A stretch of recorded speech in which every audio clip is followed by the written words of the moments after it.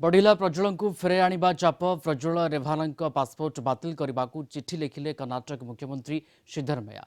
Germany थिबा JDS नेता Prajwal रेभाना कूटनैतिक passport बातिल करने को केंद्र वैदेशिक एवं गृह मंत्रालय को चिठी लिखिं कर्नाटक मुख्यमंत्री।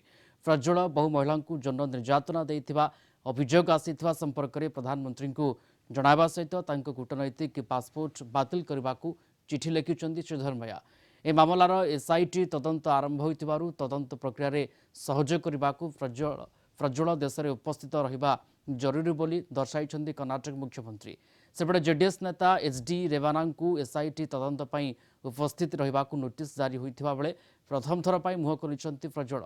एक जरूरी काम रे व्यस्त अछंती। एसआईटी तदंत रे सहयोग पई 7 दिन समय लोडिछंती प्रज्वल। निज एक्स अकाउंट रे चिठी लिखि एसआईटी को ए संपर्क में अवगत कराइबा सहित खूब शीघ्र सत लोकलोचन को आसे बोली प्रज्वल कहते।